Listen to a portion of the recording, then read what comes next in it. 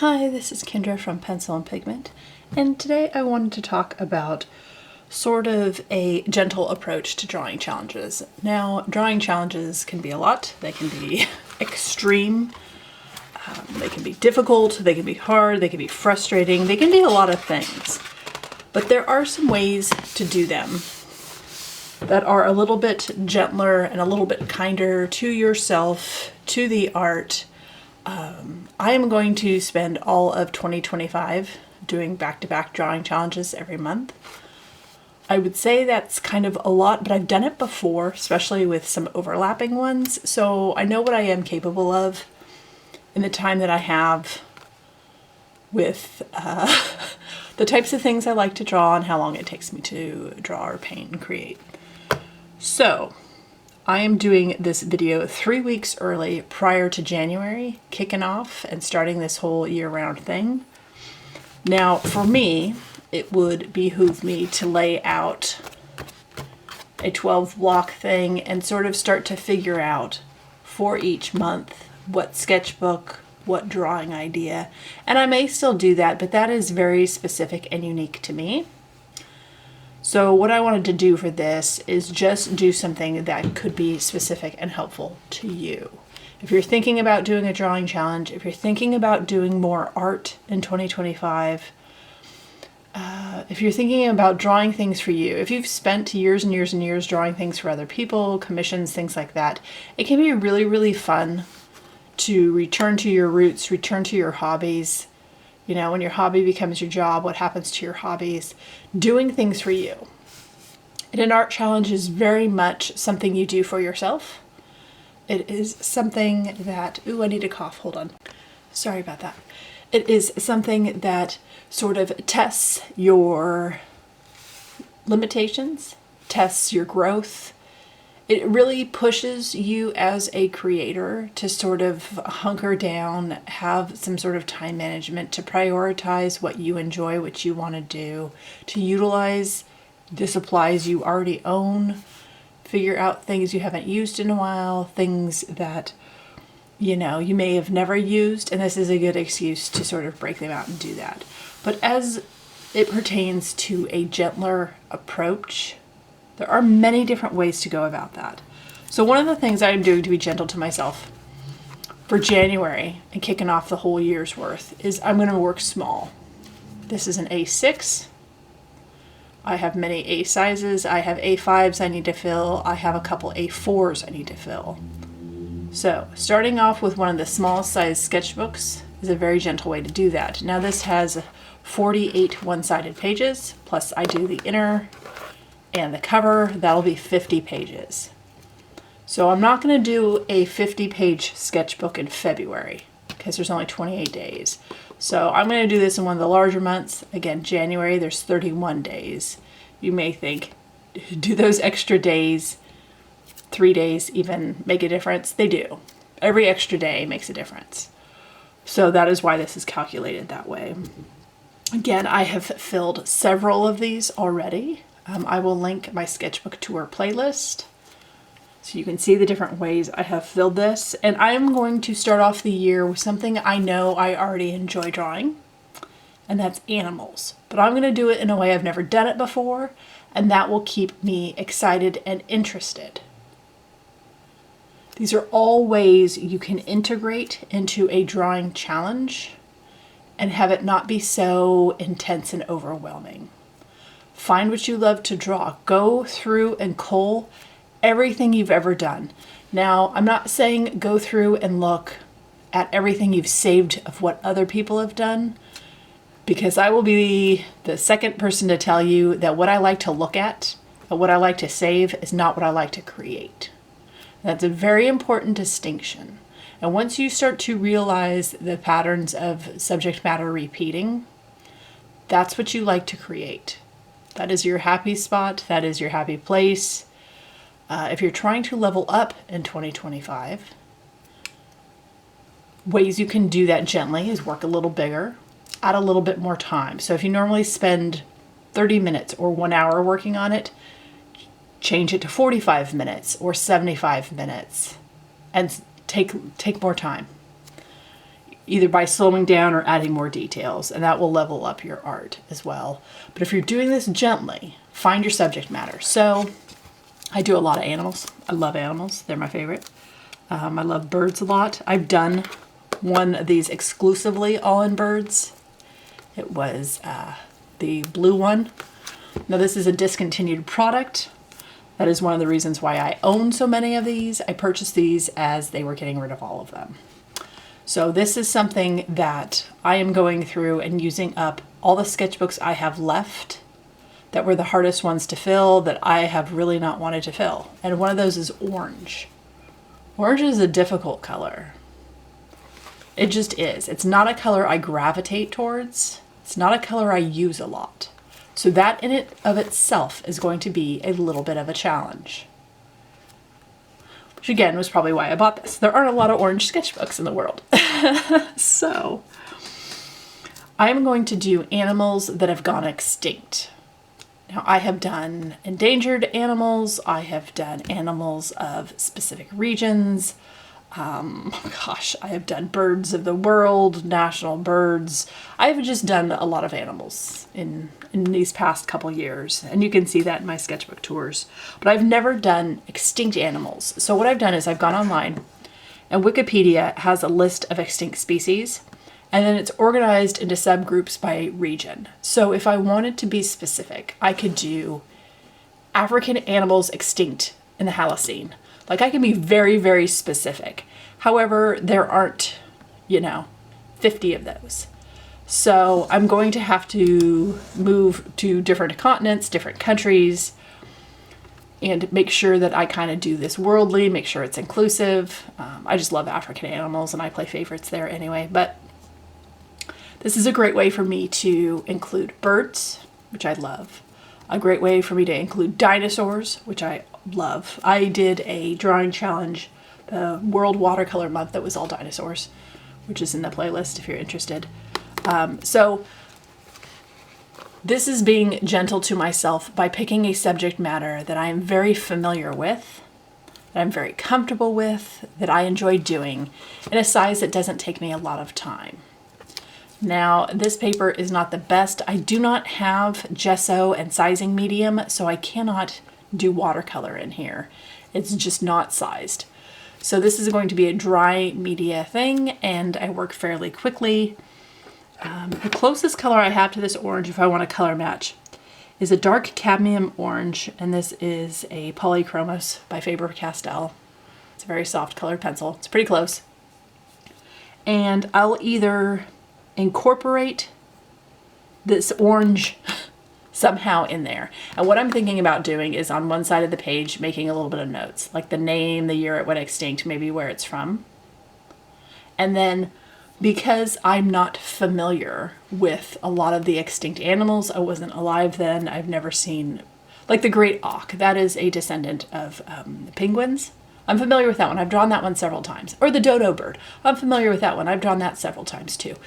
So, but a lot of these I have never seen, so I'm going to need photo references, and so I'm going to credit the photo reference on the other side of the page. So when you open it, one side's going to be the illustration, one side's going to be the facts.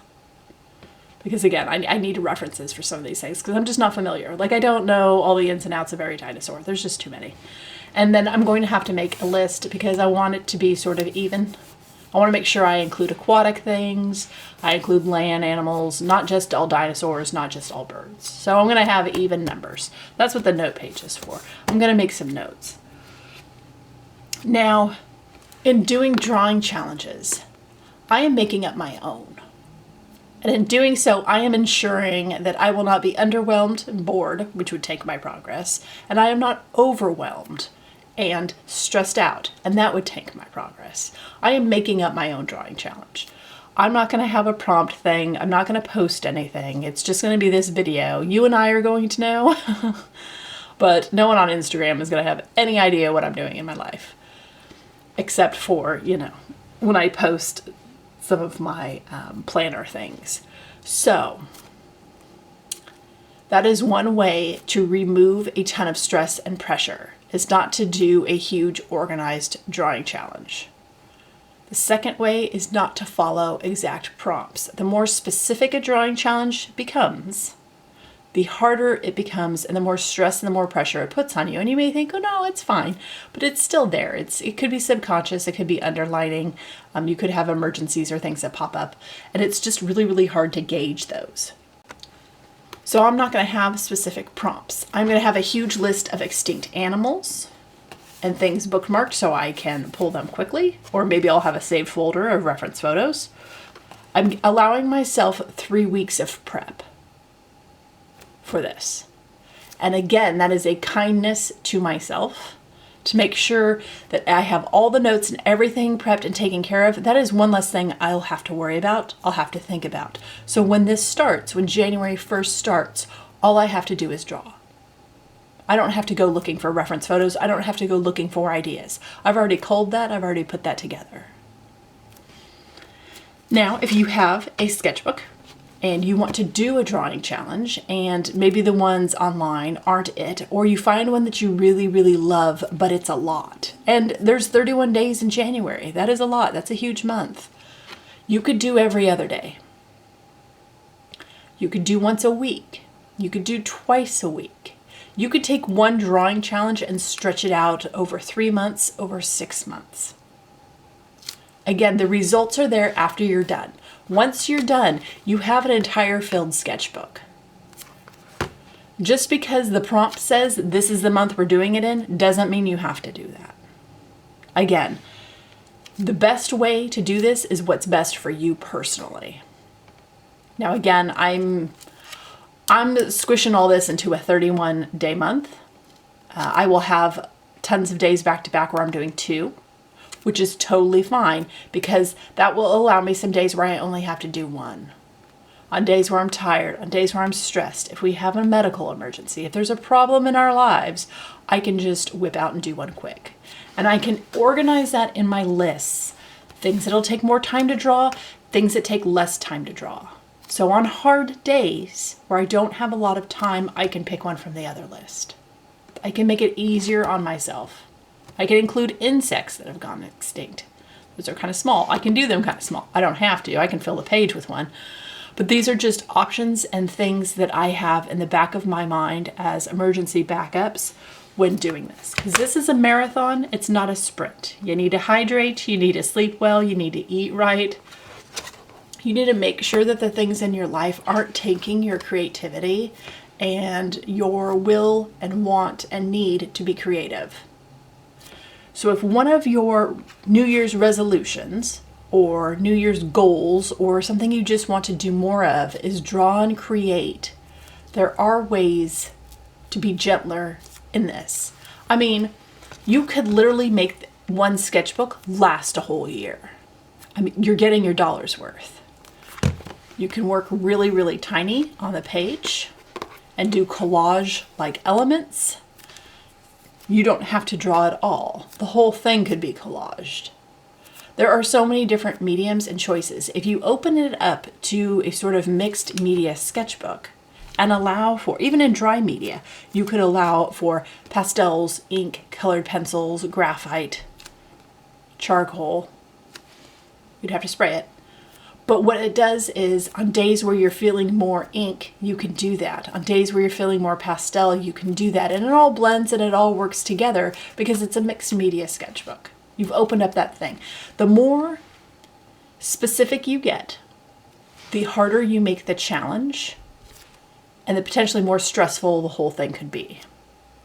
So if you say, I am doing this as an ink challenge and blue is the complementary color of orange.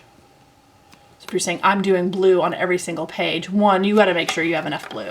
Make sure you have enough ink. Again, you have 3 weeks to get supplies together. Make sure you have enough. Make sure you have a sketchbook that can fill the pages for that month. Make sure it's something you're genuinely interested in, that you enjoy. If you're picking a sketchbook you've never used before, doing a subject matter you've never done before, with an art supply you've never used before, you are in for a challenge. That is not being gentle to yourself. That is a challenge for challenge's sake.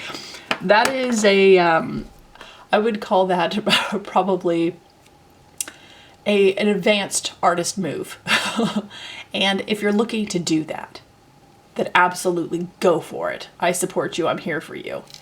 If you're looking to enter into a drawing challenge, if you've never done it before, or you've never been able to get all the way to the end, do not do that, please. Create your own drawing challenge.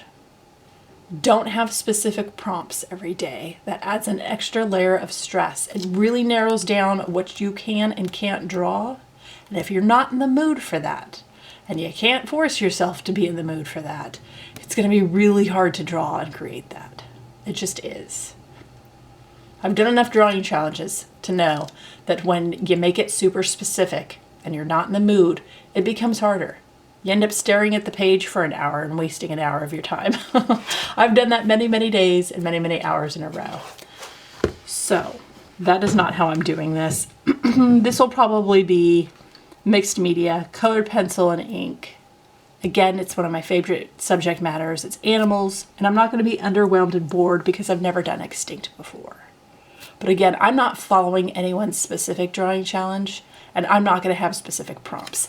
I'm going to have lists of animals, and the more animals I have, the more options I have. So if I'm not in the mood to do a woolly mammoth, I could then do a pterodactyl, pteranodon, whatever you want to call it. Options is a very gentle approach to doing a drawing challenge. Now, one of the most popular months to do that is October. It's Inktober. Some people create ahead of time. That is your option. That is your choice. You can do that. I'm not the drawing police. I will never be the drawing police. That's not a thing I'm interested in. I'm just interested in creating and making sure that if you need ideas and help to inspire you to create, that I'm doing that. I'm doing my part to help you. So if you want to do a weekend challenge where it's Fridays and Saturdays or Saturdays and Sundays only, or maybe you're not a big fan of Mondays and you're looking for a way to cheer up your Mondays. There are 52 weeks in the year. You could draw every Monday. That would be a really fun way to fill a sketchbook in a year. Drawing Monday. There are tons of ways to do a drawing challenge. These are just some of mine. Now, if you're interested in following along with me, if you want to do this challenge with me, if you think this sounds kind of fun, if you're interested, I will link in the description box below. I will link the Wikipedia page for extinct animals. I will link some things for dinosaurs. If you want to split off into a specific niche where you just do birds that have gone extinct, that would be fun too. Remember though that there aren't a lot of references. There aren't going to be a lot of choices for options for some of these things. Some of these things went extinct before the photograph. So you'll have to rely on either photos of replicas from museums or illustrations from long ago artists. There is a challenge within this challenge. So if you think you might want to do extinct animals, I will link as many references to help you as possible. And I can show you prior to January 1st, my lists. If you want to see how much I've prepped and put together prior of, if you want to see my lists and how I put together the year, and I may, as I get into the year, I may flip and flop things, which is why I haven't written anything out yet. So I may do a whole plan for June, and I may go, yeah, I don't want to do that till September, or I want to do that in March. And I'm trying to think of different ideas and different mediums for all the different sketchbooks I have left to use up all the art supplies I've been dragging my feet on, not wanting to use up. So I'm gonna have to get creative. That is what art is all about. It is not just to fill a sketchbook and use up supplies. It is to enjoy drawing. It is the art of creating, and it is doing things that makes your heart happy. That is the whole point of this. And a drawing challenge is a great excuse to draw things you never get to draw for yourself, especially if art is your business. Most of the things you're going to be creating are for other people. This is a way to give back to yourself, even if it's just a morning in bed drawing your hand. You know? You're still working on something. You're working on figures. You're working on anatomy. You're working on what you can see, what you have. I'm right-handed. It'd be a lot of left hands, you know? You could practice some sign language. You could do a bunch of things. It doesn't have to be extreme. It can be as gentle and as mellow as you want it to be. It could be a timed thing where if you're like, there is no way I can do a drawing challenge. Do you have 5 minutes? Can you just sketch out a thing in 5 minutes? My dog says hi. Sorry about that. Our dog has opinions on the Christmas tree. She's not the biggest fan because she doesn't get to chew on it and bite it and play with it. So anyway, there are definitely some ways to go about drawing challenges or just incorporating more art in your life in the new year. And again, for some people, January 1st is arbitrary, and I totally respect that. Maybe you're more of a December 15th person and you want to start mid-month, mid-year, whatever. And that is your gentle approach to doing a drawing challenge or incorporating more light amounts of drawing and creating into your life, you know? Maybe you have a medium that's just been sitting there. And if there's a way to incorporate it a little bit, if it's a dot, if it's a splatter, if it's just a couple things and you can draw around it, you can reverse color, you can do so many different things with all these different mediums. If you want to draw on top of magazine clippings or decoupage, like whatever you're thinking, do that. If you can't get your mind off of a specific color, or you have a supply that you just love and you always gravitate towards it and you're trying to force yourself to use something else, you're not being very gentle to yourself. It's okay to sort of use the same thing over and over and over if that is your comfort spot, especially when you're trying to do a drawing challenge, if you've never done one before. Using supplies you're familiar with, that you genuinely love and enjoy, that are consistent, that make you happy, is a great way to get through a drawing challenge. It'd be real hard to use something you've never used before, or something you haven't used in a long time, because once you start creating with it, you're going to realize why you haven't used it in a long time. Maybe it's scratchy, maybe it's hard to sharpen, maybe it's spotty, or it's just not consistent. And I have some pens that aren't consistent, and that's kind of why I deviate from metallic ink sometimes, especially metallic colors. But just be really, really kind to yourself and really sit with yourself and sort of go through the things you've been creating recently, the things you've created in the past, and figure out where you were at. You're like, okay, so I was having a really tough year this year. I created this and this. Did I enjoy that? Was I in a good spot? Check in with yourself mentally and emotionally. It's not just like physical. Did this give me hand cramps? Did this stress me out? Like emotionally, where were you when you were creating these things? And if you were unhappy and you were unhappy with what you created, that's not your subject matter. Okay, enter into your goals, enter into the year, enter into drawing challenges as gentle and kind to yourself as you can be. If you set up a goal and you're like, I'm doing this 3 times a week, and it just becomes a slog, or you're beating yourself up because you can't do that, once a week's fine. It's absolutely fine. It's wonderful. You are drawing once a week. That is more than people who are not drawing once a week. And that is the point. The point is to be creating and doing the thing that you want to do more of in the year. If you were only drawing once a week last year, and you're having a tough time trying to figure out how you're going to draw twice a week in the coming year, maybe just add 5 more minutes. It's a great compromise. It's gentle. You can't beat yourself up if you're giving yourself more time to create. It's more time to put more things on the page, to have better notes, to have better references if you need references. And references are awesome. I'm not anti-reference. I'm not anti-note. I'm for all the things that you need to make this a success for you. And this is what it's going to take for this to be a success for me, because I don't use this color. And I am entering a whole year of drawing challenges. So I'm starting small, and then I'm going to work big, and then I'm going to get small again. That's how I'm doing this. And the reason I'm going to work big in the middle of the year is because that's when I do my mediums purchase. And that's going to inspire me to keep going and keep going large. Is adding some mediums and things and replacing some things I'm out of.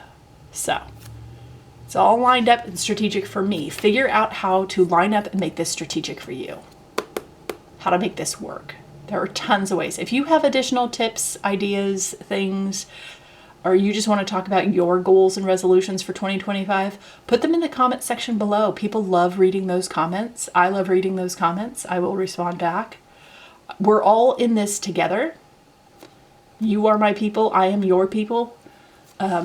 We're here for each other. That's what this whole thing is about. This is the art community. It's one of the kindest, most supportive communities, I think, on YouTube.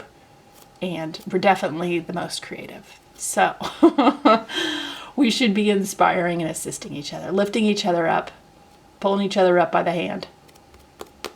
These are some things that I know about, some things that I have done. I'm not going to start the year off with just one color, because I will run out, and then I will have, months and months and months of being out of a color, and that stresses me out. This is not to add stress. This is to add joy. So I hope this video helps. I hope you have an absolutely wonderful week, and I will talk to you later. Bye.